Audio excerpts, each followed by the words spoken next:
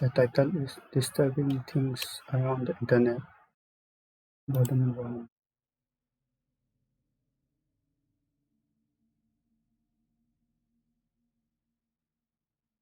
Back in November, I mentioned I was discontinuing my Unnerving YouTube channel from the Unnerving YouTube Videos miniseries to a mixed response. I told you guys not to worry, and that's because what you're about to watch is its direct and far improved replacement. Welcome to episode 1 of Disturbing Things from Around the Internet. This is essentially a one-stop shop for creepy finds that I might have stumbled upon recently while browsing online. We'll dive into not only creepy things from YouTube, but from all over the net as well. Today, we're going to dive into 5 hand-picked and disturbing finds from the internet.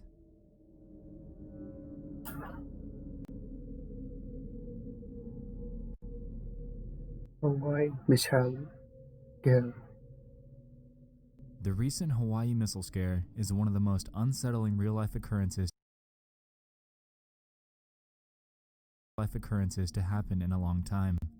Back in my Unnerving YouTube Videos series, I included an entry about an emergency alert and how disturbing they sound. This is essentially that, but this time, it was for real.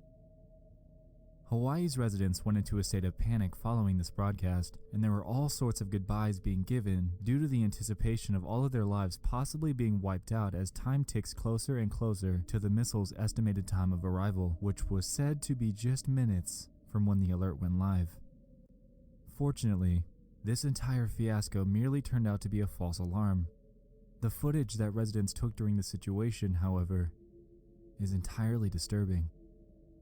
Take a look at some of it. Missile threat to Hawaii. A missile may impact on land or sea within minutes. This is not a drill. If you are indoors, stay indoors. If you are outdoors, seek immediate shelter in a building.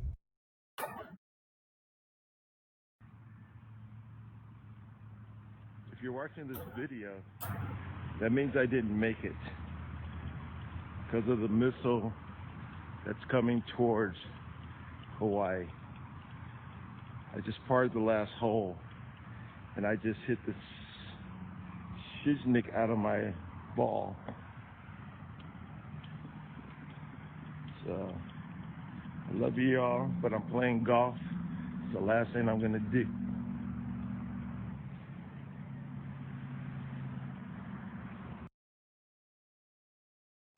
A missile may impact on land or sea within minutes.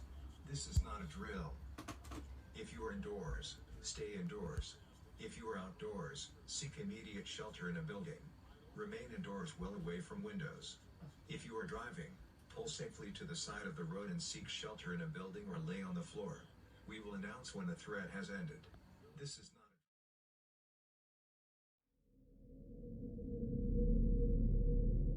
Why would The you sheer terror that lay comes with an on the emergency floor? alert, coupled with the idea that these residents believed that they only had a few more minutes to live, really puts things into perspective here. Hawaii is such an isolated state, and if there ever truly were an event like this that were to happen, these people would have absolutely nowhere to go.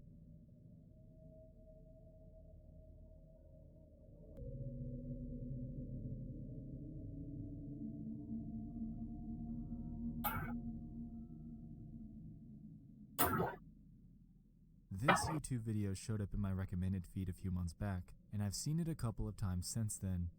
It involves a family's venture as a tornado rips through their house. It opens with the husband filming a tornado a short distance away, and after a few seconds, it's evident that the storm is moving straight towards them. He then proceeds with his wife to the closet under the stairs, and the terror that follows is much, much more real than anything out of a horror movie. Look at this. Holy shit. Holy moly. Alright. Holy shit.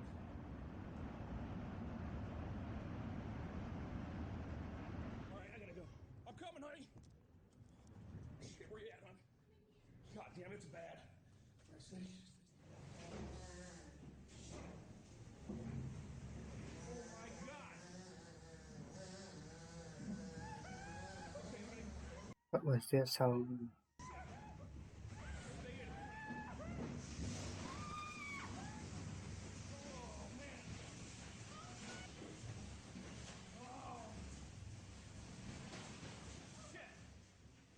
No, not yet. Oh. Oh my God. Our house is freaking destroyed, Josie. It seems like a movie.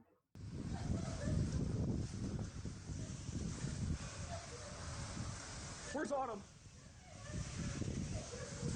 Oh. I've never seen anything like it.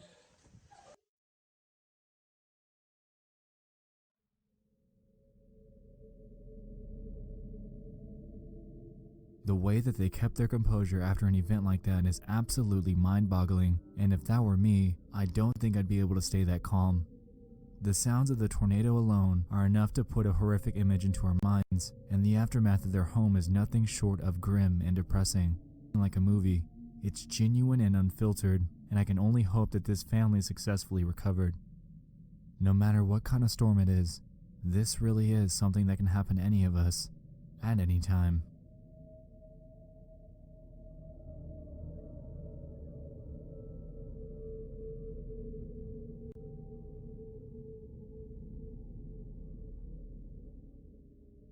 This is another Facebook post that went live on October 3rd. A user post asking people if they heard the eerie radio broadcast that went live on nearly every station in Louisiana. She claimed that she couldn't find anything on the news regarding the matter, and that after reaching out to other individuals who posted videos of the same thing, determined that this was happening all over the US. This is what they heard.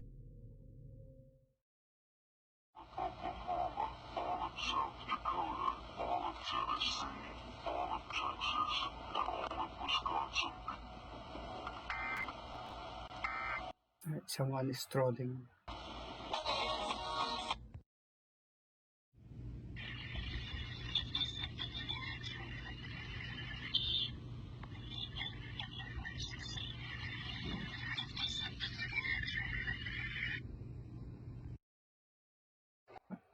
What was that?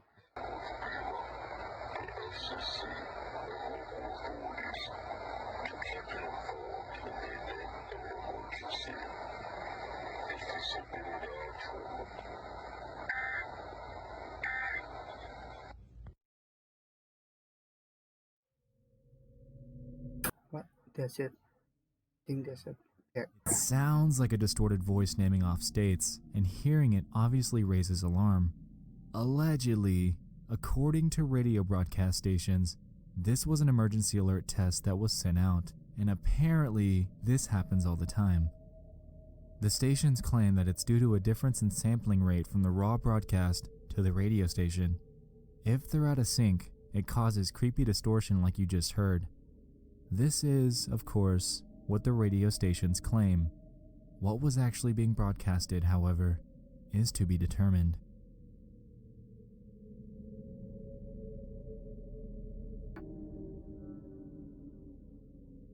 This was a very interesting thing to follow.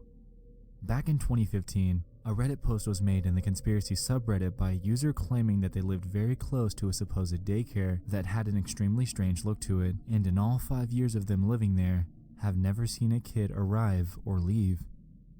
As expected, this struck interest in Redditors, and people started throwing in suggestions for what it could be. Some claimed that it could be a money laundering center, while others suggested that it could be used for child trafficking. There was also, of course, a group that believed that this was simply a real daycare and that there's nothing more to see. Things got interesting though when one user named Deathship commented this: "I'm going to advise you guys to stop looking into this place." This just drove the interest in the building up even more. Of course, everyone going to go there. They came to the consensus that he's potentially just a troll trying to scare people. However, that doesn't discount the other comments left by users claiming the same thing that the original poster did, that they live in the area and have never seen a kid come in or out in years. They also went to the Funtime Kids Care website and described it as being super sketchy and plain, with a bunch of stock images and a phone number.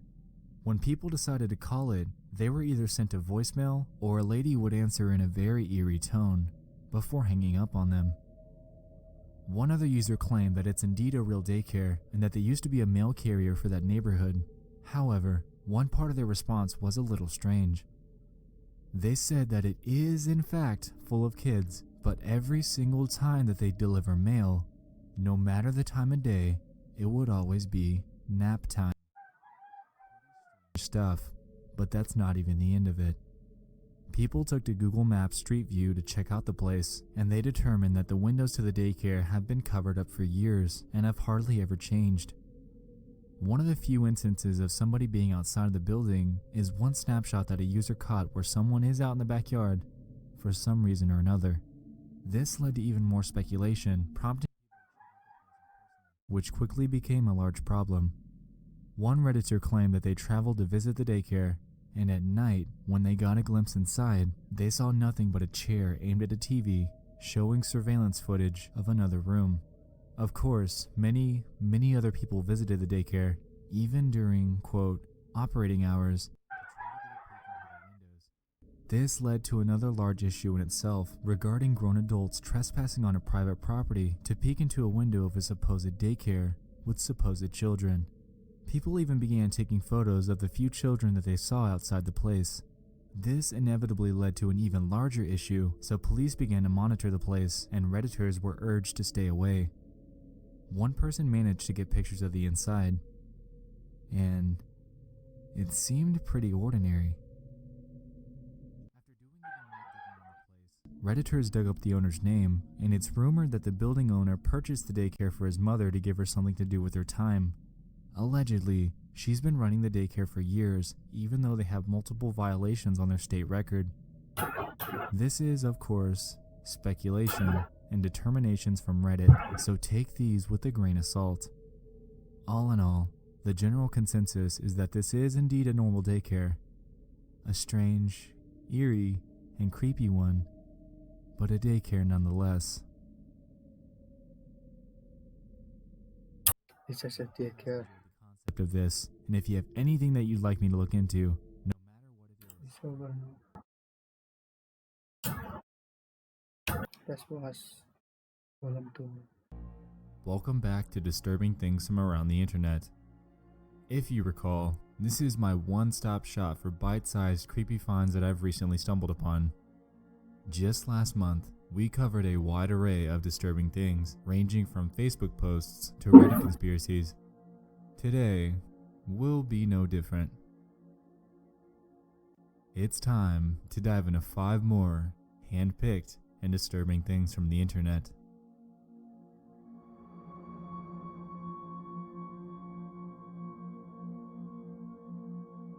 Xavier Masters. Buffy the Vampire Slayer fan forum called the Bloody Board. It seemed to have been thriving for quite a few years, with posts dating way back to 2004. Jamie Marsters, a play on the name James Marsters, an actor on the show, ran this forum that contained over 40,000 posts. Everything seems fine here, right? Well, the scope of things takes a pretty big 180 when you realize that the forum had only one active member, herself. Each of these conversations were simply her talking to herself, and the topics ranged anywhere from fan meetups to the show's schedule. The peculiar thing about this is the math that comes with it. To keep up with the number of topics that were found on the forum, Jamie would have to have posted once every 84 minutes, 24 hours a day, 7 days a week, for 6 years.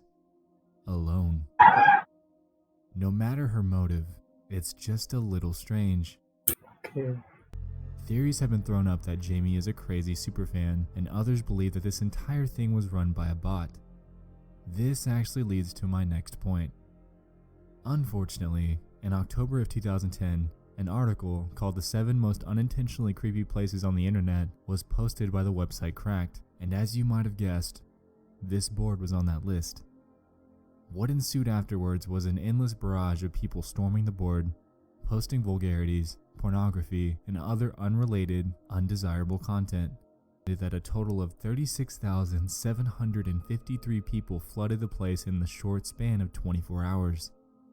After logging in and being surprised with the endless barrage of posts, Jamie ended up shutting down the board, casting it into internet oblivion.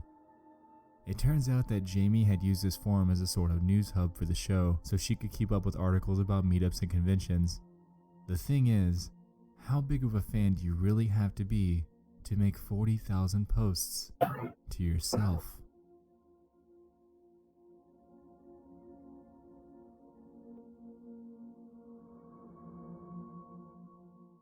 In July of last year, a Facebook post was made named Kiana, who claimed to have had weird things happen to her for a while. She claims that about 3 years ago, "I took this photo and realized that there was a face in the background. People said that it was my younger sibling or someone else at home, and it wasn't.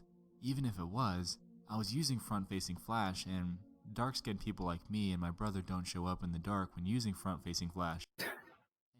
Okay. It was a lie, and it never was. Little things happen here and there, like my lights shutting off when I knew I had them on, or things moving right in front of my eyes. I try to ignore them, but tonight, I just so happened to be recording what I thought was a cute video of me petting my cat, and then you see my cat jump." The photo in question is this. If you're unable to see what she's talking about in the circle, I've done some enhancing for you. Okay. I think it's the digital. For the video.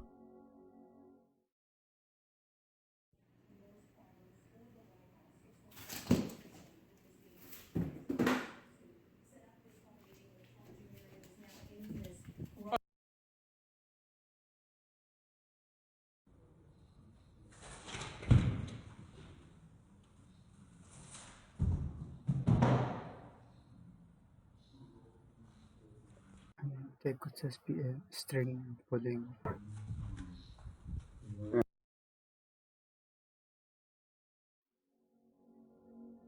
Whatever you make of this His pet. is up to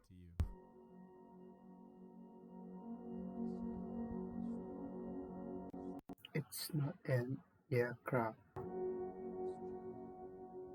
In 1978, an Australian pilot named Fred Valentich was flying over the Bass Strait in Australia and ended up disappearing under mysterious circumstances. To give some quick background, Fred held a Class 4 instrument rating with over 150 hours of flight time. He was also known as a pretty big UFO enthusiast. He embarked on a nighttime training flight over a 125-mile span of the Bass Strait on October 21st, 1978. Midway through his flight, he contacted air traffic control about an aircraft that was accompanying him. He claimed that the craft was flying at about 1,000 feet above him and seemed to be taunting him. The disturbing part is, his last words from the transmission were, "It's not an aircraft." A recreation of the flight transcript has been made and is as follows. Delta Sierra Juliet, is there any known traffic below 5,000 feet? No known traffic. Seems to be a large aircraft below 5,000 feet. What type of aircraft is it? I cannot confirm. It's four bright, seems to me like landing lights. Can you describe the aircraft? As it's flying past, it's a long shape. Cannot identify it. It has such speed. It's before me right now, Melbourne. How large would the object be? Seems like it's stationary. What it's doing right now is orbiting. The thing is just orbiting on top of me. It's also got a green light and a sort of metallic, like, it's shiny on the outside. It's just vanished. That strange aircraft's hovering on top of me again. It's hovering and it's not an aircraft.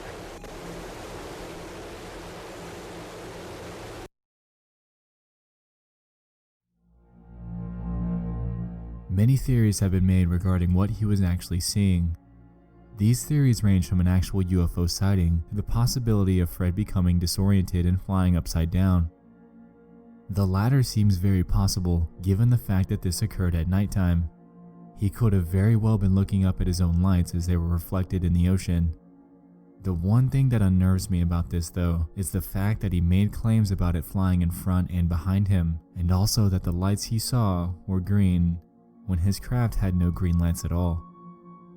The entire incident is intriguing as all hell, and a solid explanation is yet to be given. Found dead in her New York apartment, she died by hanging herself with an improvised satin noose. While this death is tragic, the incidents that followed were nothing short of chilling. Lauren was known for scheduling Facebook posts and tweets for her audience. After her confirmed death, her accounts were still sending out updates, and her PR team did little to stop it before any sort of backlash. The strangest part about this story lies with her scheduled Facebook post. Hours after her body was discovered, this image was published to her page showing dresses hanging from a tree. It shocked many people and also led them to believe that this was another celebrity death hoax. However, it wasn't. This was very real, and strangely, the image that she had scheduled to upload was, given the circumstances, nothing short of unnerving.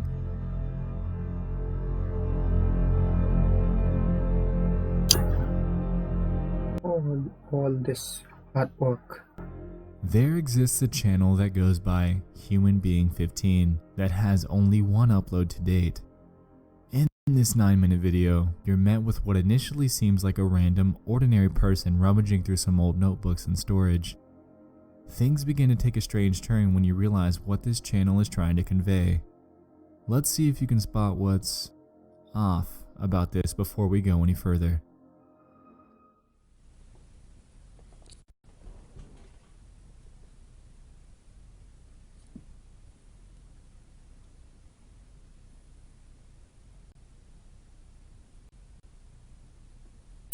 All this help what I have for you.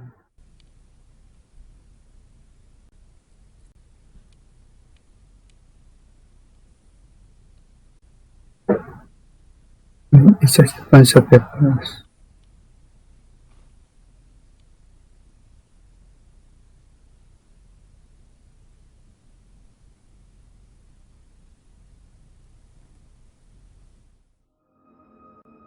As we just saw, at about 2 minutes into the video, the camera panned across a poster that says, "Mr. Diddy, all this hard work I have done for you."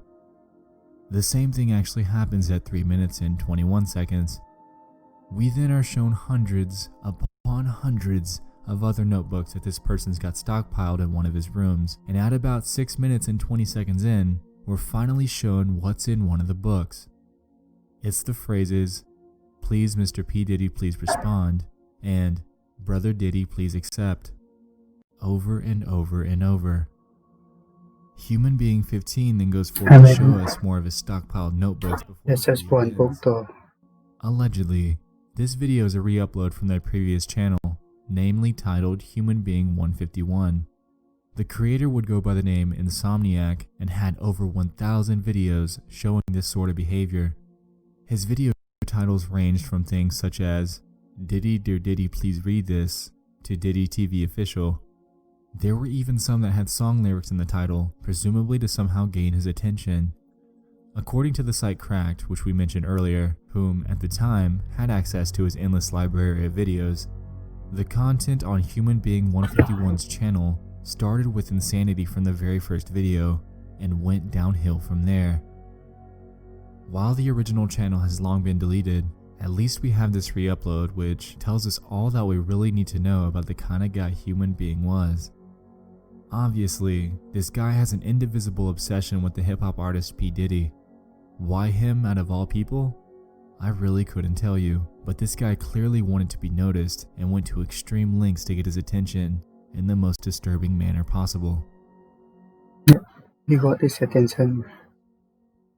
That's it.